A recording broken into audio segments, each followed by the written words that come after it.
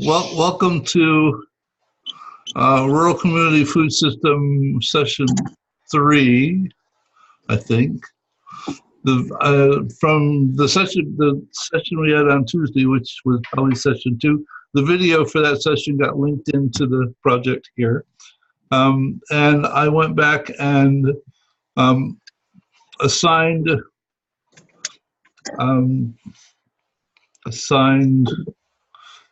the values to all of the links that we had added, either adds to or opposite, so that they fit. And I went through and added the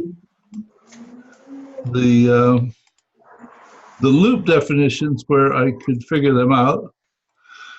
And the way that that happens is simply saying that I want to go ahead and add a loop. I give it a label, like R12, which I happen to put in twice for some reason. And then I go through and I actually trace that loop, like from here to here to here to here. And then this doesn't complete because the arrow's going in the other direction. So this isn't actually a loop, but that's the way that you actually define the loop, and then you hit enter, and then that loop gets defined. And it puts it on the map where it feels like it most of the time. And then once it's defined, if you mouse over it and simply stop, it will highlight the definition of the loop. If you click on it and hold it, it will bring that loop into focus and dim everything else, so that you can then walk through and look at the pieces of that loop and add comments to them, which I wish they were there, but they aren't. And you can clear the focus by going over here and simply clearing focus. Now I'm going to get rid of R12 because R12 isn't R12. What happens, the stuff down here is something that I built behind the scenes simply to make it easier to do the presentation, so that it walks through the individual loops in the sequence that they're defined, though I don't presently believe that the sequence is in the right order to tell the story of this model. It's not currently complete. But the nice thing is that if you select R1, it shows you R1, it stays there. It's just like bringing it into focus, and then you can mouse over the pieces. Notice that all of the pieces pop short descriptions, because the short descriptions were written into the brief, so that there's a place for a longer description and a shorter description, and the shorter description is meant for a slight extension of whatever the label is, because oftentimes the label's not clear on its own. But you don't want to, the description that's usually written here is much longer, and you don't want it to pop over the map because it's way too long. I used to pop the description over the map, and it just got unruly. All right, so, and you can look at the script behind the scene to see how that's done. There's the template for that, or the basic layout for that, is in the Kumu template that I use all the time. So I don't have to recreate it from scratch. The first 3 parts of that are there, and then this part of the controls right here where it talks about view toggle as dots. That's the part that says I want to do these dots down at the bottom. And here are the definition of the dots. And all it is simply saying that R1 has got a tag of R1, so that it shows up and it finds it and it then displays it, as opposed to displaying anything else. So I went through and defined all of the loops that we had done. So that the thing that makes the dots across the bottom beneficial is sometimes it's hard to find where. If I start with R1, then I have to hunt for R2. And if I just walk through the dots, it tells me where they are readily without having to go look for the next number. And the rest of the descriptions, the ones that I have done for the pieces for R1,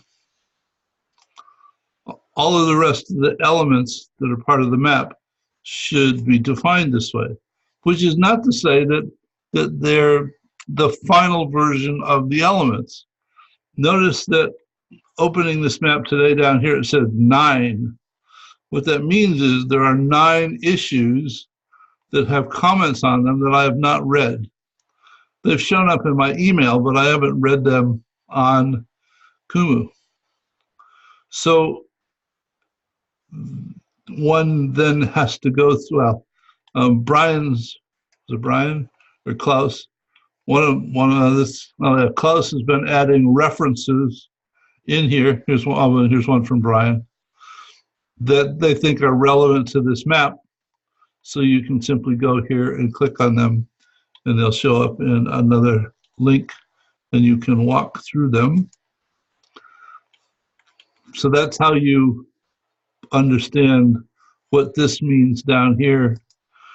And then there are certain places where, I don't know where the last one was, but I read one, either Brian or Klaus, one of the two of you said, I think this should be changed to such and such. So let me ask the question of you while you're here. How would you expect that actually gets changed if you recommend that this ought to be changed?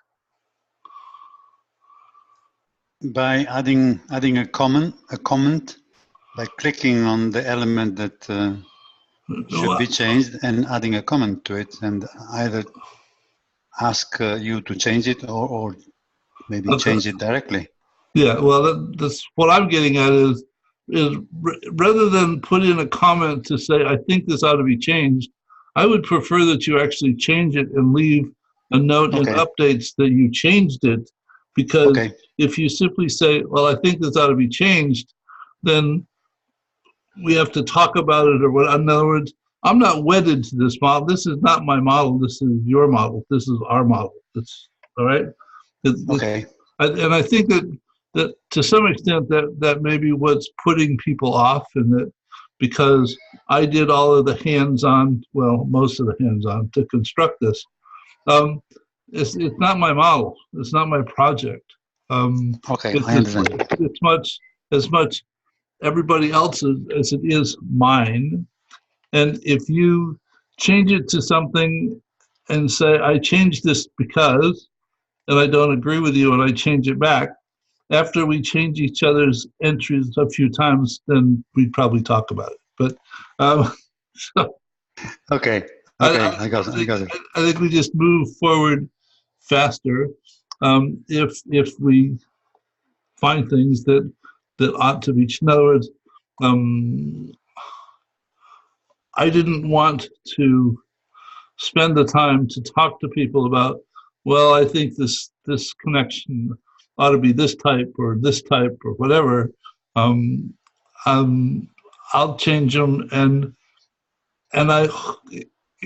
if people think they should be otherwise, I hope that they would raise the issue, because for me, it's trial and learning. Okay. One of the base thoughts here is that we should probably not focus on sustainable, but rather on regenerative.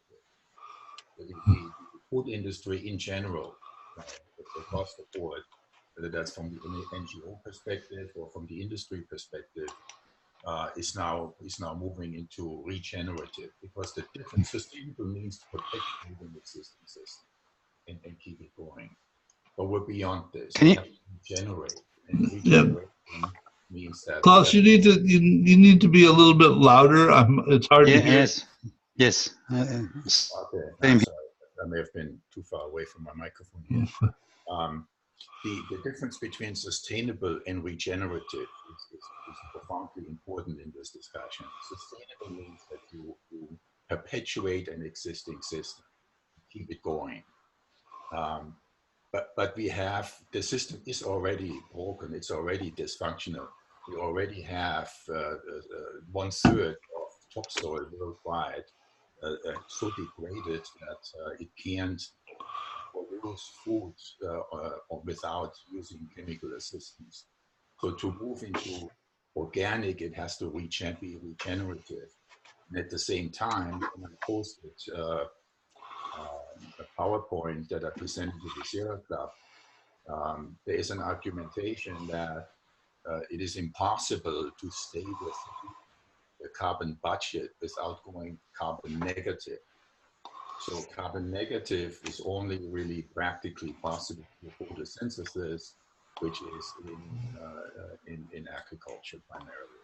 I mean, we can plant trees, but it's in agriculture. So I would suggest to switch local regenerative food system from sustainable. I can agree with what Klaus just said. The question that in my mind, and it's a definition of the system we're working on right now, are we talking about systems in general, like I said in my comments, that would be applicable across the planet internationally? Or are we looking at ways to make American communities be more sustainable? They have to transition into what Klaus is talking about. And that transition, systemic transition, is what the challenge is. So the rules for local production are applicable universally. I mean, it's as important for African communities. In fact, we're working on projects in Africa, in developing countries, to make communities regenerative as it is in the United States. I think we have the capacity to model something that actually works and that is actually integrated into the larger economy. Again, I agree with that. The problem is in this country, we have a factory farming system, which our political and economic system is so entwined with. It makes it difficult, or at least more challenging, I think, in many ways, for us to make that transition. Unless we figure out a way of addressing that, local communities aren't going to be able to make the transition, at least not as easily as we would hope they would be able to. I mean, I got a lot of hope out of the articles you gave us. I thought there was a lot of good information in there, and it does seem to be a pathway. But that pathway is not being all that smooth, and there's got to be reasons because of the entrenched system that already exists. We need to look at that. I totally agree, but my recommendation would be to follow a process structure here. And I use TheoryU as a guide, as a project management tool, where we want to identify this system and look through this from an iceberg model perspective. You know, as you're saying already, there are so many factors playing a role here, and focus on that first before we move into a new solution. Well, and also, there's a difference between modeling what is and what you would like to be, all right? And if you confuse the two of them together at the same time, it will never be anything other than chaos, okay? So that, in other words, you say, here is what I am trying to create, and you model the relationships that it takes to create that, which may have some factors of impediment in there because of the current system, but it's not simply a description of the way things are. In other words, someplace I just read the other day, it says, if you want to understand how to change things, first understand the relationships. So it's first understanding the relationships that currently exist, and then figuring out how is it that I want to alter them.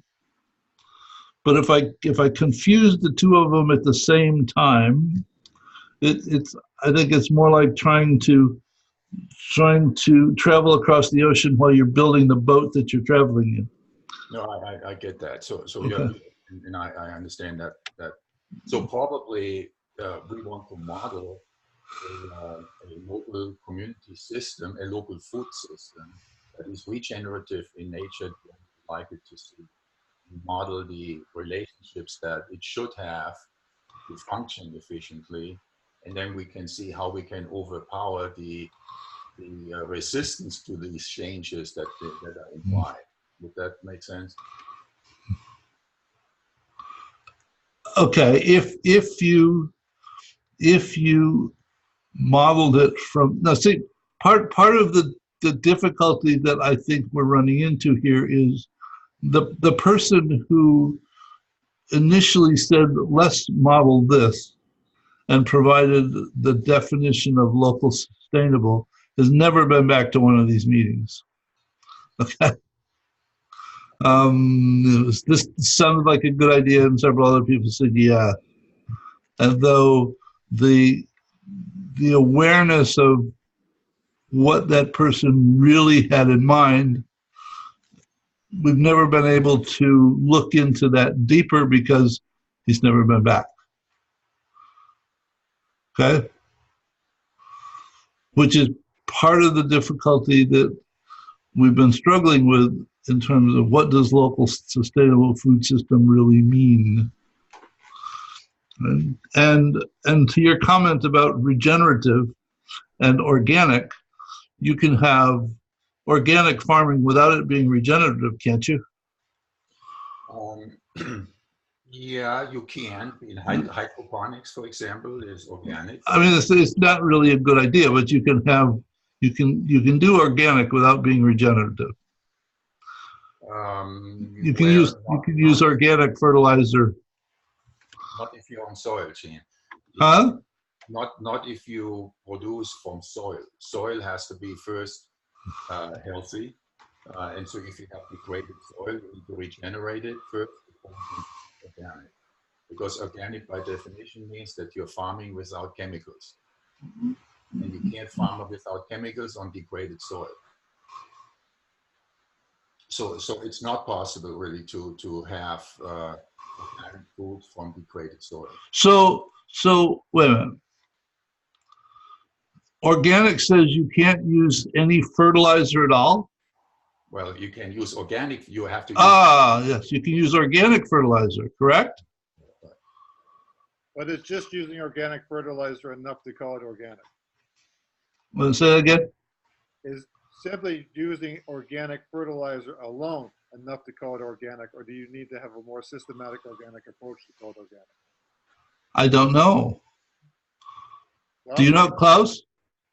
Yeah, you have the organic means growing food in healthy soil, and using organic fertilizers and using pest control methods, which are through crop rotations, using complementary crops next to each other, and so on. So it's no chemicals is the root idea of organic.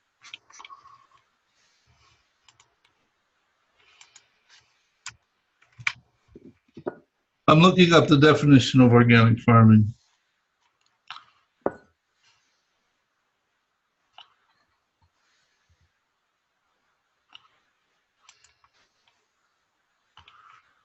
Oh, it's a long definition.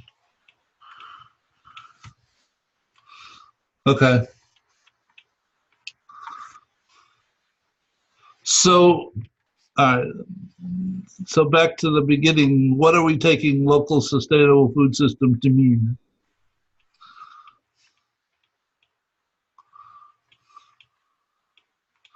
I'm okay with this definition you have here. At this point, I mean, maybe we can improve it later on, but I would say local implies close available source for particular products. Okay.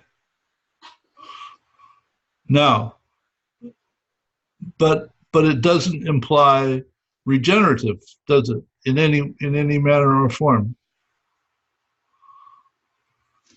Okay, what you could argue is to be truly sustainable, it needs to be regenerative. To be long-term sustainable, the agricultural needs to be regenerative.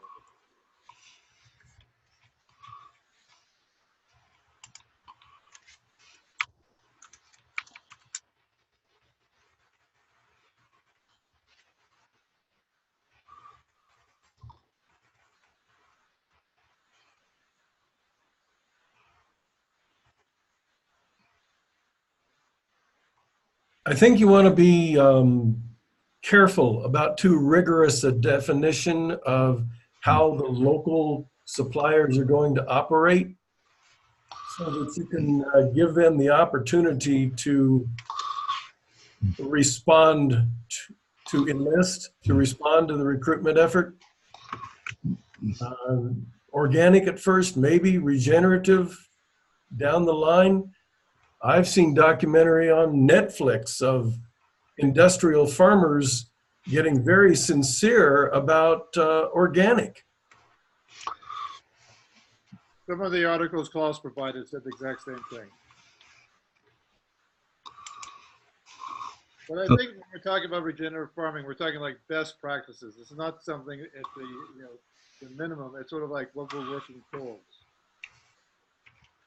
Well, it's also important to understand that regenerative is not necessarily organic.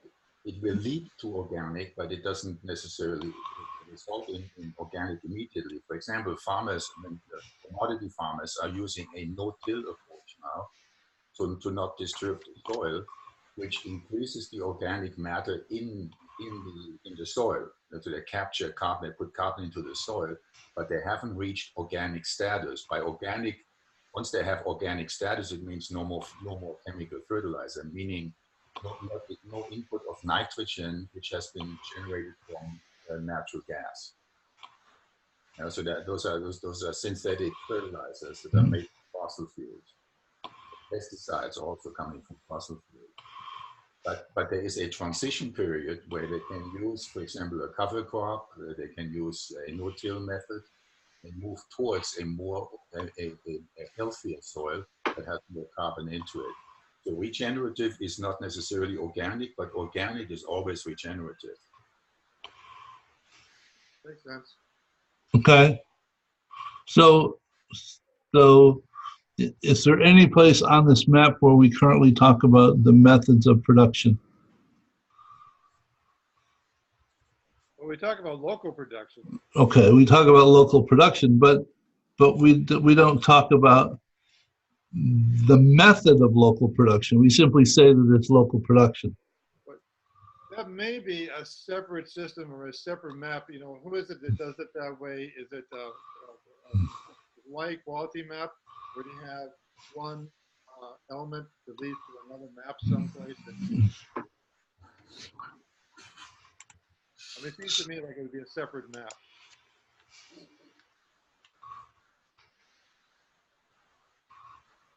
Give me a minute. I may have showed you this already. Yeah, quality of life, the white quality of life. It's either that or it's the Madison one. I can't remember.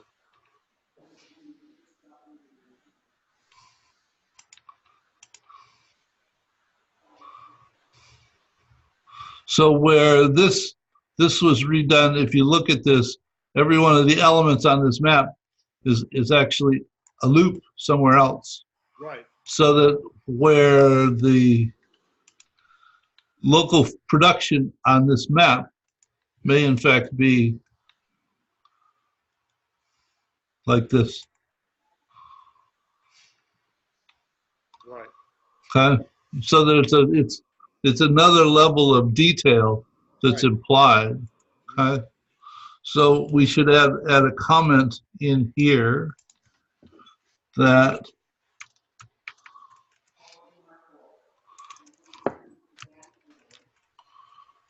production should migrate. Yes.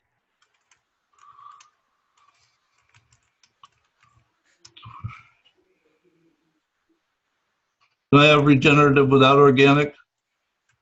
Towards regenerative organic, that's correct.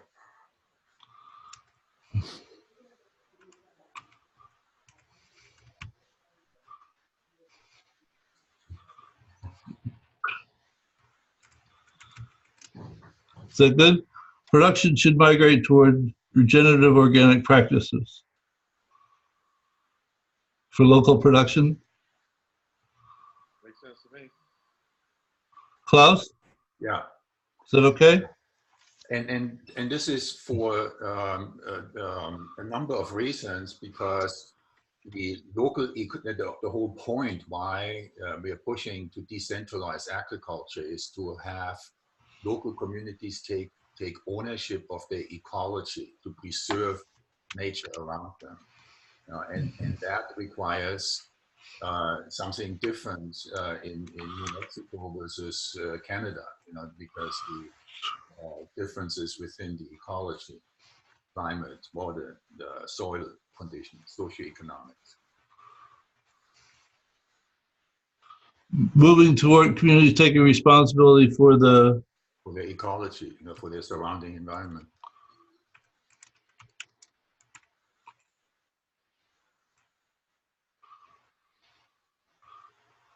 and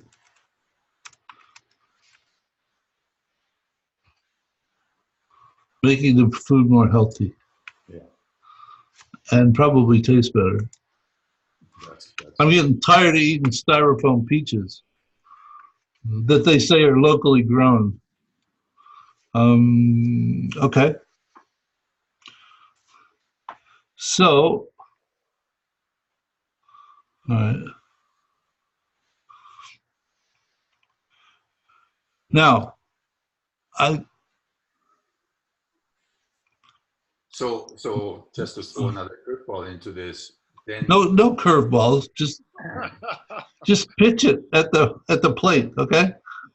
So I was writing a comment about breaking down food into categories. So you have, for example, you have local, always local food is fresh produce, fruits, things like that. You have grains and pulses, which can be local, and they are year-round available because they're shelf stable. Whereas produce, fresh food is seasonal. So you go down that list, and I articulated it in the comment section. There are some foods that should always be done locally. There are some foods that just have to come from other sources and have to be brought in.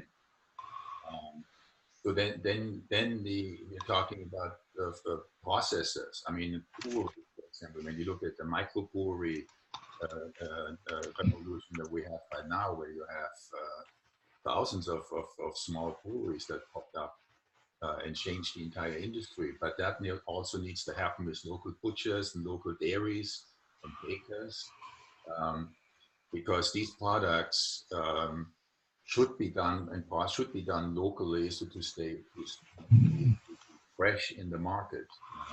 Right. The community should continue to migrate towards more and more local where feasible. But that raises another thought in my mind, and that is how much of California's economy is based on export agriculture. We sell lots of rice to China. Today? Still?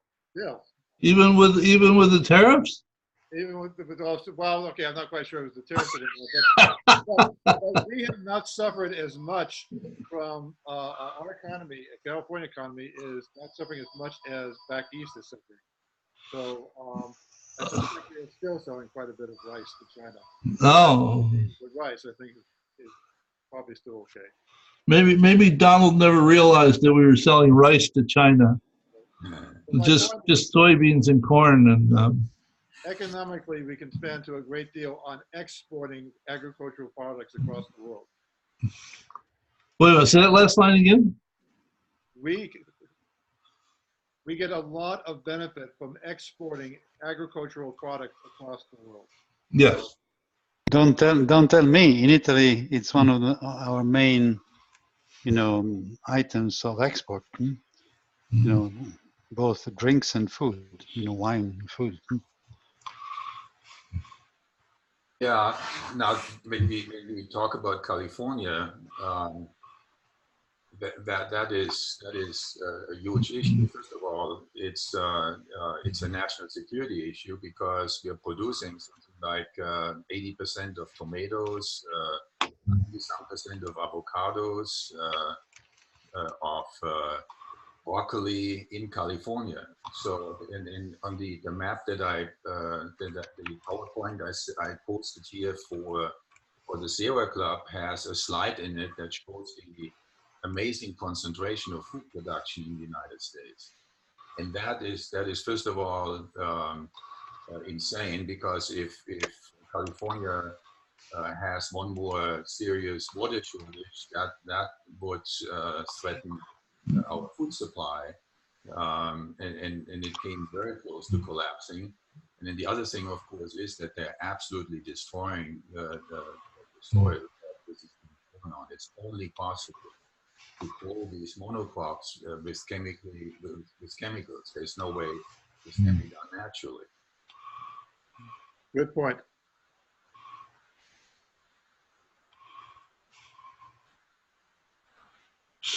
Okay, so what's, is there something that should be modified here based on, oh, a notice down here on the map, it says, right here, it says one update. Somebody else is making changes to this map at the moment. I don't know who, I don't care who. Well, if I go ahead and do this, if I refresh and look at activity, it was Brian, 32, 30, huh? 32 minutes ago. Oh, that may be possible. Well, I'm just that's not a complaint. It was No, simple. I didn't think it was a complaint. I wasn't thinking it as a complaint. Oh, okay. All right. I was just trying to point out to people that you can, multiple people can work on the map at the same time. You just don't see the changes, but you will get a note that says there are updates that you can't see. They've been talking about going to concurrent multi-user development for some time, but they haven't got there yet. And I saw a demo of Plectica yesterday, and they were doing concurrent multi-user map development. It was pretty fascinating. Hard to keep up with, but it was really fascinating. And you could tell which people were making the changes, because it had little things on the changes to say who had a hold of that piece. But if I may come back to California one more time, I think the whole idea of of local food production and localizing food systems means decentralizing them. And a decentralized system is far more resilient, because resilience is also a huge topic as we move into a more climate change-driven future. So if we just focus on what can be done locally, and how can a local food system be as self-sufficient as possible, then it will take care of these centralization issues. Yeah, everything that I've been reading says that the regenerative farming is far more resilient to changes in weather conditions and drought than the typical monoculture farming, yeah, which is also susceptible to disease. I mean, if it hits everything, as opposed to being localized. Gene, Yes. early on in this process, and I mean, even before we started this particular map and developing it, weren't we at one time looking at an organization in Fresno that was supposedly going to be more commons-based in terms of farming? There was some organization out in Fresno that was putting together a commons, like with Eleanor Ostrom's idea. I've got it in the back of my mind. I can't remember what it was called. And they had these great visions of what they're going to do by 2020. They didn't seem to be able to make that transition. They didn't reach a tipping point, which seems to be necessary in this case. And maybe figuring out why they weren't able to do it, or what is it? Because we're saying this makes so much sense, and it should be logical and shouldn't happen, but it doesn't. And there's got to be some reason why we're not reaching the tipping points. Or maybe I'm just being impatient. Was this it? Hold on.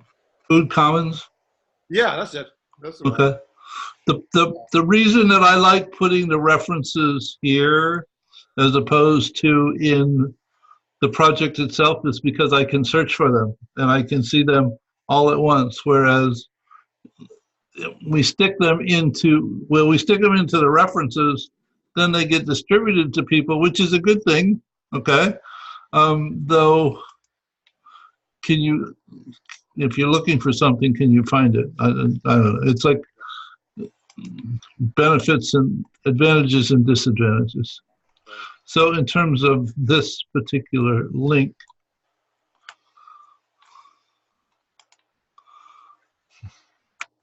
Food Commons, updates, references.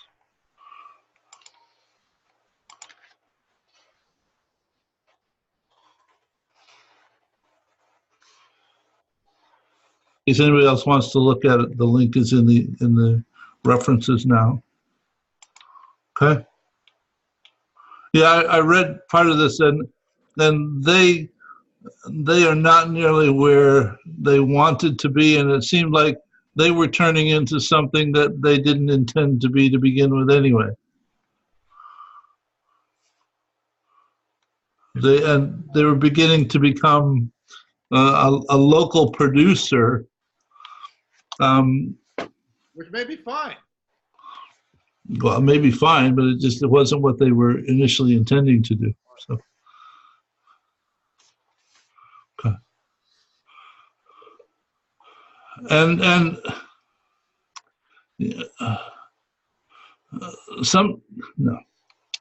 things happen when their time has come, and it's hard to tell exactly when that happens and what creates the actual tipping point. The example that I tell people repeatedly, which is terribly, terribly annoying, is from the time that it was proven beyond the shadow of a doubt that citrus prevents scurvy until the British Admiralty dictated that citrus would be carried on all British ships, was 264 years.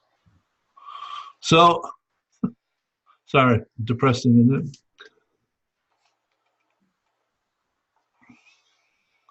So, all right. So in terms of how do you recommend that we move forward with this model? To have 5 people sit here while I spend 15 minutes pondering a relationship is not useful, is not a wise use of people's time. And in other words, I think that people should go and ponder the model and make changes to it and make notes about what they think, why they thought that it was a meaningful change so the rest of us can follow it. Or we should think about changes that we want or ought to make to the map, and we come back to a meeting with recommendations on things that we think ought to be changed. But a group pondering, I'm not sure is a meaningful use of people's time. Thoughts? I have been thinking about the most effective and the fastest way of making the development of the model, easier and faster. I think that there are some aspects that are of a general nature. I'm referring to, for example, defining the boundaries of the model, because it's easy to go. For example, if we look at the education element, right? Education could become the title of another model, which would be gigantic because it's such a big question that it warrants a model for its own, right? So I think that putting a boundary which limits the proliferation of ideas would be a good thing. The other aspect is that I think that each element of the model should be accompanied by a description that everybody agrees with. Now, the current model that we have in front of us has some descriptions for some elements, whereas other elements have no description attached to it. Maybe it's so clear that it doesn't require a description, but I can think of some elements that, for example, I didn't understand, maybe because I missed some of these sessions. But, you know, in my opinion, if we have any doubt about the interpretation of the elements that appear on the diagram, that's where the confusion may start. You know, different interpretations, different understandings. And the same applies to, obviously, to the relationships. If you want, I have some examples which may make my statement clearer. For example, I'm not sure if I understand the relationship between the public. Sorry, can you zoom in?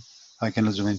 Can you go to the public? Okay, the public awareness leading into education.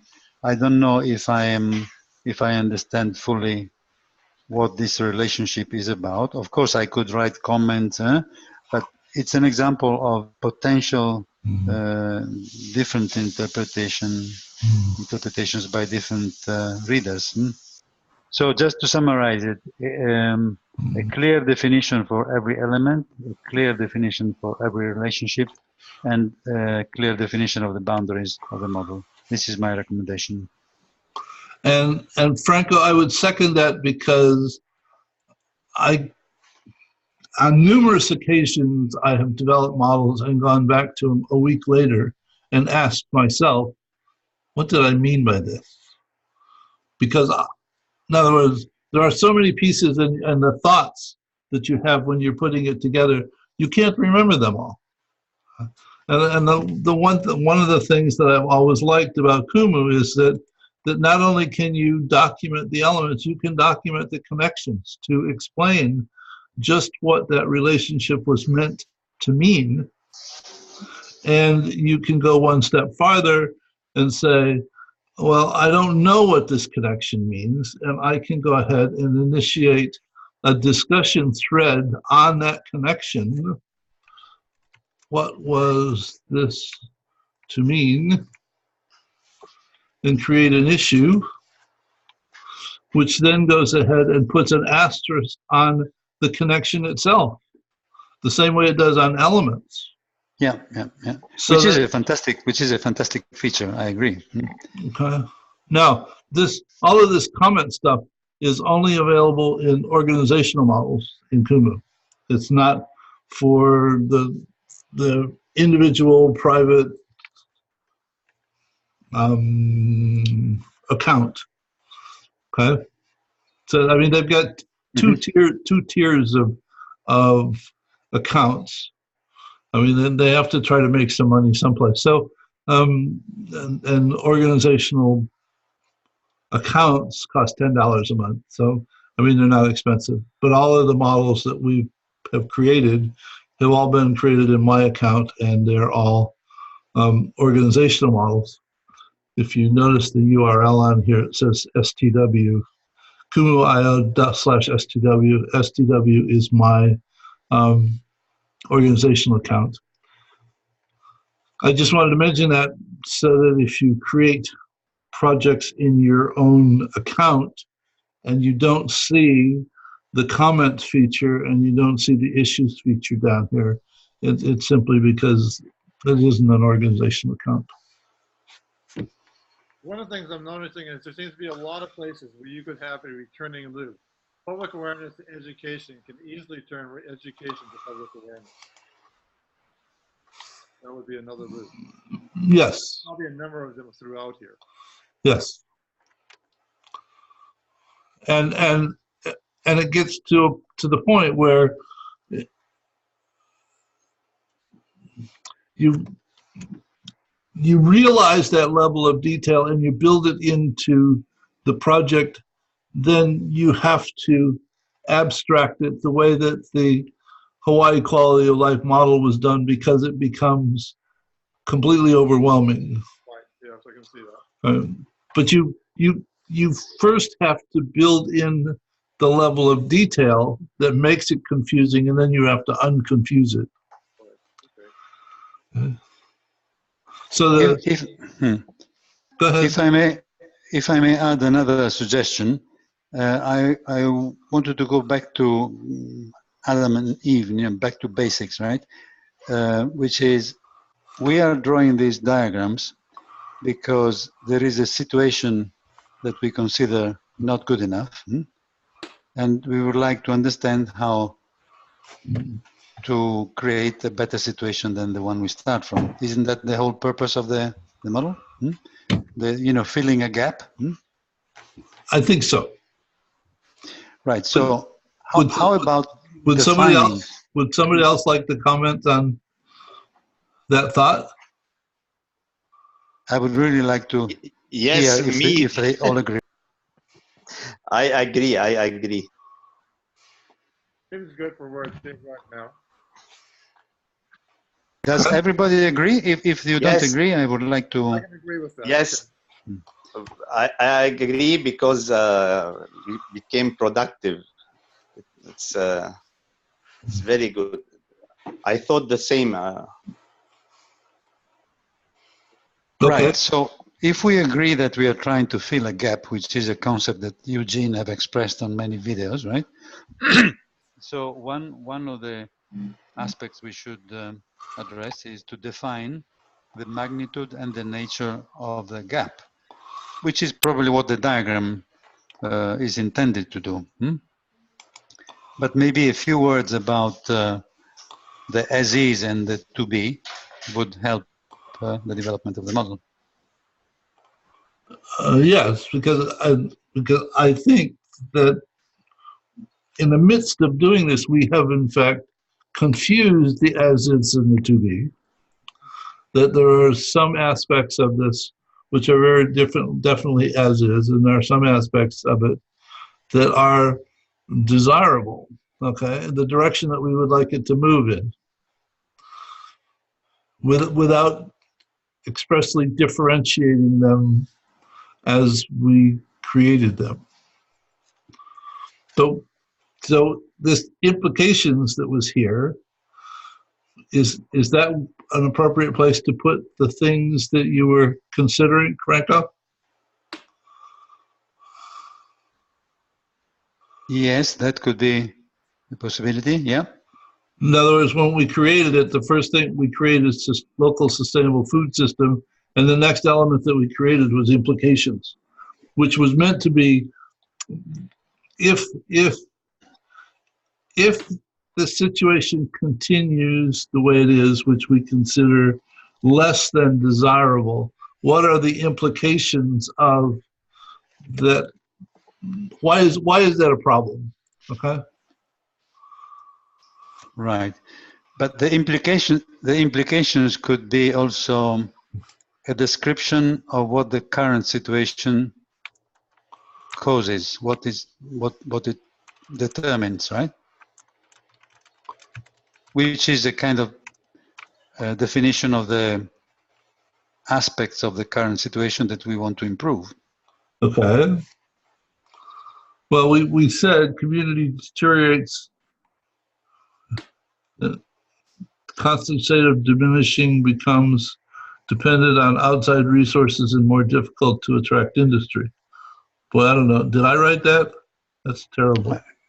It could be improved. Yes, I think whoever wrote it, but I have some problems in understanding the first sentence. Food system reflect character of community. Okay, description. It doesn't make much sense. Don't worry about understanding it. Yeah. Now, is food system reflects character of community? Is that an implication, or is it just a statement? It's a statement of facts. Yeah, statement of fact. It's not an implication. Well, it is an implication. The food system reflects the character of the community. So that which is. It's the beginning of the story, is it not? Which isn't sustainable.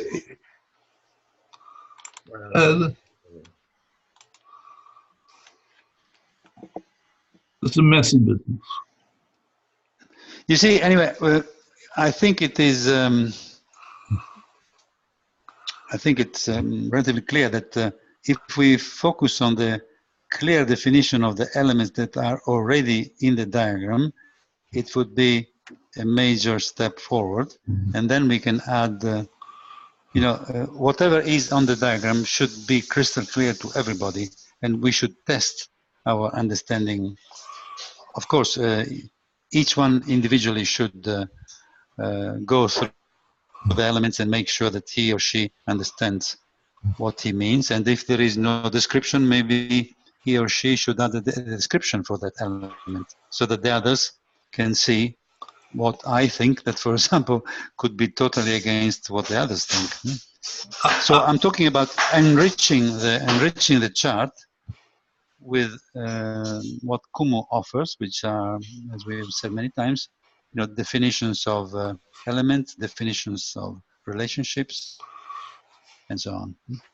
And I would second that motion wholeheartedly. So that I mean, I think part of the concern is that people are worried about getting it wrong. And my comment is you can't get it right. You get something, and then we can take that and move further with it. Look at it as trial and learning as opposed to trial and error. I mean, if we don't write something down, you can't figure out how to improve it because there's nothing there to improve. So, the looking at implications here, communities continue to deteriorate because they're of an overly dependent on outside resources state. Yeah, I think that's what you're trying to say. Communities continue to deteriorate because of their dependency on outside sources for food.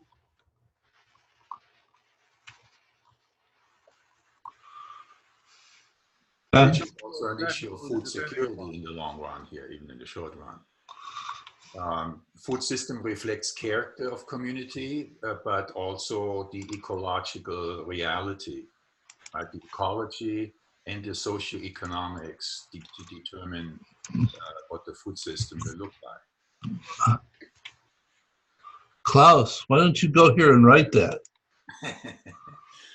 Yeah. And then it'll show up down here and say one update. Okay. Huh? And if you go type it, then we can all look at it. How's that? So yeah, I'm trying to get into this thing. How do I get into it? You have to go separately, go into Kumu and go through that. Open Kumu and click on the. Here in the chat. Here is the link to the model. Yeah, no, I have the model open actually. Okay, so if you just click on that element implications. Okay. And then in the left where the text field is, simply click in the field and start typing. Can you point towards implications? Where did you find it? It's right here. Got it. Okay.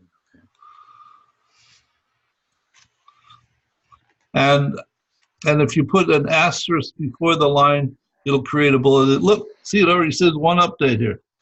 Must be Klaus's working. And if I go over here and look at activity, it says Klaus ran, remove overlap. The following changes have been made by others since opening project. See? Awesome. But the screen disappears for me when I try to type. When you try to type? Yeah.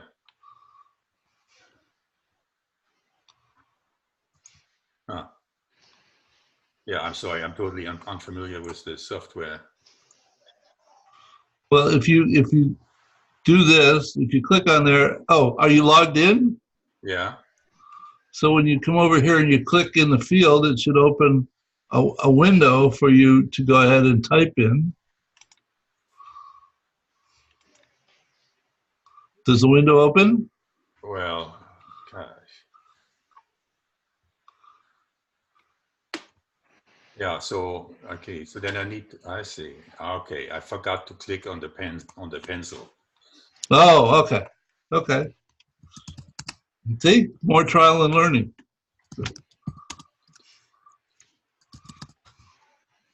So while he's typing that, would someone like to make some comments about some other element?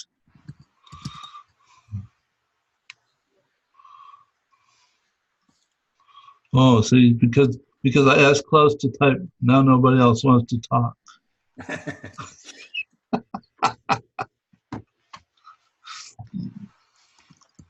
Okay, I'll continue then. Okay. Can we expand, or can we talk again about the concept of the boundaries of a system that we are dealing with? Okay. I think it's a rather important concept, if the others agree. I think it's important. I will say that a way to define the boundary doesn't quickly come to mind, as though I'm very willing to listen. For example, in my professional world, I think I've told you, I am in the project management area, right? So the very first thing that we need to do is to define what the project is about, right? And its boundaries, because there is the risk of either going beyond the boundaries or forgetting something that should be within the boundaries. And I think that the same challenge exists when we are drawing these diagrams, these charts, right? Because there is the risk of doing something that was not intended to be represented on this chart. This is what I would like to discuss with you. If you agree that it is an important thing. If you think that it's rubbish, we'll talk about the weather in South Korea. No, I don't want to talk about the weather in South Korea. So, no, it is important because though the way that I typically define boundaries is those things which are not relevant to what I'm trying to understand or figure out how to deal with are outside the boundary. In other words, if it doesn't have an influence or I'm not influencing it, then it's not relevant. In other words, the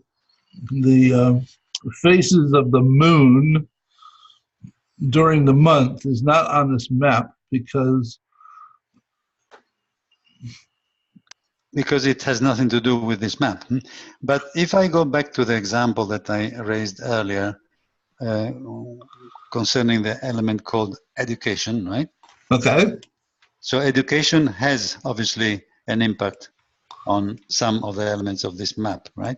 Yes. But when it comes to education itself, there are many, many, many, many elements of many, many different natures that have an impact on education. So how far back do we go? You know, do we talk about dictatorial systems that are against high level of education because they may pose some risk to the dictator himself, and so on and so on and so on. Right? That's what I mean by boundaries. Where do we stop when we go? You know, because education, the fact that education has an impact on the topics we are talking about is fine. But what has an impact on education? Because education is an element of the chart, right? So how many elements, how many arrows going into education should we draw in this map, to be more specific? That is my question. That's what I'm trying to say. Okay. And currently there are two. In other words, one of the other things that's nice about Kumu is that if in all of this mess, if you're trying to understand the relationships for a particular element, if you click and hold the mouse, or you'll bring that particular element into focus, and all you're looking at are the connections to that particular element. Which is not to say that there shouldn't be more, but that's to sort of get everything else out of the way so you can think about the current connections to education, and currently public awareness and shift value system are inputs to education, which is, I'm pretty sure that's not sufficient. Yeah, that's what I'm trying to say, because as I said, education is such a heavy element that I can think of. If I could probably produce 20 arrows going into education, Okay. because there are many things that have an influence on education. So where do we stop? Why should we draw 2 arrows going into education rather than 20? I don't know if I'm expressing myself clearly enough. Go ahead. If I understand what Franco is saying, that the arrow education going to desire for local food should be included, but education going to promotes community health, in this case, probably it's something that we can disregard, no? Is this what, Franco, you are saying? That education not really. Health, I meant some. They are, let's say, outside of the scope, but education and desire for local food, we should include it. Public awareness, well, let me see if I can. Education probably should be excluded to make the diagram clearer. I don't know if this is what you are saying. No, I'm really talking, and I cannot find a better, maybe because I'm Italian, but I cannot find a better word than boundaries or limits, right? What I'm trying to say, that whereas education has or may have an impact on one or more elements of the diagram, right? Education itself may be influenced by other elements that may be drawn on the diagram or not. So the question is, should we include in the diagram all the elements we can think of that have an impact on education, so arrows going into the box called education, or should we include education as a box from which arrows start and go somewhere else, which is my concept of limit, right? Because if we identify an element that goes into education, maybe that element itself would have another element influencing it. Have I explained myself? Yeah, and correct. So that right. Part of external connections. I don't know. Is that a better term? No, I'm following you. I think, Franco, and that part of the difficulty currently arises from the fact that we didn't define what education meant. Okay. Okay. Yeah. We just said education, and everybody said, "Yeah, education." Yeah. Though in this context, I think education means acquainting people with an understanding of the value of migrating toward local sustainable. Yes. Is it the act of making people aware of things, or is it the level of education? You see how important it is to have a clear understanding of the meaning behind a word, because I'm sure that if you stop 20 people in the street tomorrow morning and you ask them, "Can you please tell me what you understand by education?" you would probably get 20 different answers, right? So in a team as small as this, I think we should at least try to have a common understanding of the meaning of each term. Do you agree? So we have a title there, public awareness. It is one of the out, but I think what we really mean by education is to raise public awareness to what is a local food system and why is it important.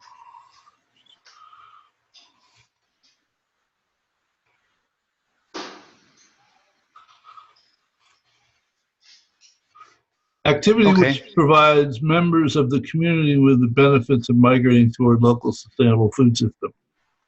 Okay, that is much better than nothing, because it's no, in the sense that it is a definition that may be what everybody had in mind, but now, for example, in my brain there is a little bit less fog than there was 1 minute ago.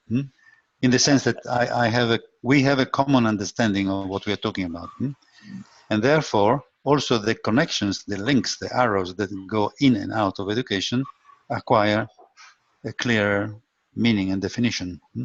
Right. Which goes back to my initial suggestion to make sure that everything that appears on the map, or sorry, the meaning of everything that appears on the map should be shared by everybody, so that we understand the logical flows, right, that the map represents graphically. Correct. Is it possible to say, instead of education, public awareness? Public awareness is another element of the this is over chart. here. Okay, it's another, but what I'm saying that in fact and if we put it instead of education, it also works, because public awareness will create will desire for local food. No. Okay. And the reason for the disagreement. No, it's good. The reason for the disagreement. No. Where's the public awareness is not enough, because you need something active to change public awareness. It doesn't just happen to osmosis. You need to take. My feeling is education needs to be made structural. You need to get resources into it. It can't just be assumed that it's just flowing out there. So I would keep education in there as an element. Well, what Jean has just written, right, against education is an activity that provides, so it's something that is doing something, whereas public awareness is a status, right? Yes. Or could be interpreted as a status. I am aware of something, or I'm not aware of something. Whereas an activity that provides members of the community with a benefit is another thing. And that's why, well, I won't repeat it, because otherwise I will be considered really boring. Okay, but Franco, from the group's apparent agreement on what I wrote, okay, activity which provides members of the community with benefits of migrating toward local sustainable, that would indicate that this particular relationship is going in the wrong direction. Because what I wrote... Exactly. And this is the result of this conversation that we've just had. Because by clarifying the meaning of it, or the intended meaning of education, we have understood, we have discovered that the direction of the arrow should be the opposite.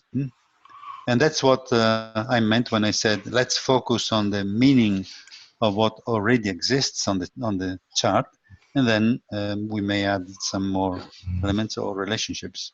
Right.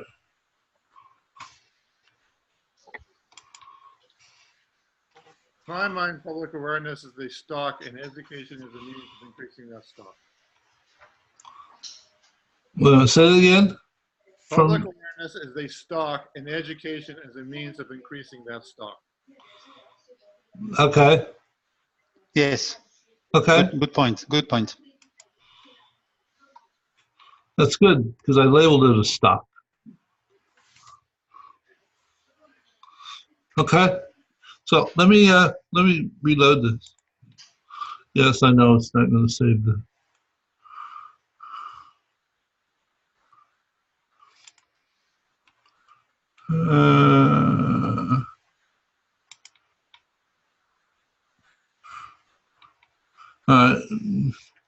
Communities deteriorate due to reliance on outside sources. It diminishes the viability of communities, adds long-term risk for food security, food system should reflect character of community based on local ecology and socio-local food forms. It's good. Thank you.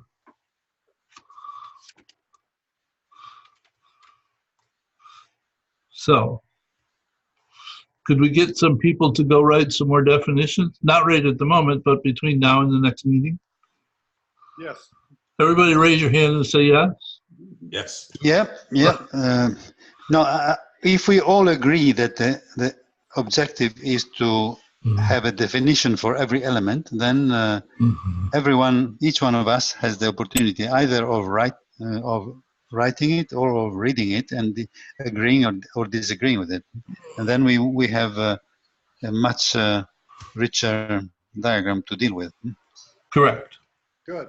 And you have just witnessed the manner in which that happens, and that if you are working on the map and somebody else is working on it also, you will see little notes at the bottom that say that there are updates that you're not aware of. And if you reload the map, you can go here and look at activity, and you can see who was updating what. Okay? Okay. Okay. The likelihood that two people are going to try to edit the same description at the same time is unlikely. Klaus, are you still in the map? Yeah. I'm still in, yeah. Click on seasonal availability over here. Yeah. Put your pencil in the field to edit it. Okay. Start typing. The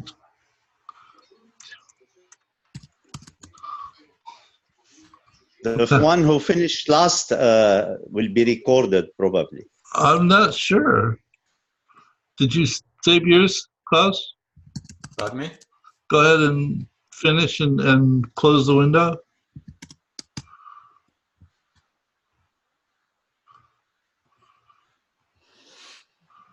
One update. Okay, let me refresh this and see what we got. So it wiped out mine. Hey, the last who finishes. Now the first to finish. No, I'm typing also. Oh, I'm typing also. Klaus. Yes, it's Klaus. Oh, okay. Okay. So, Yes. so, okay. No biggie. Okay. Right? Yeah, so it took mine out, yeah. No, it left yours in. No, I typed something. Oh, what did you type? I was typing an explanation of what is seasonal availability. Oh, okay. All right. Okay. So, well, if you go there in a moment or so, if somebody else is working on it, you'll see a note at the bottom, and you can look at the activity to see who is actually working on it.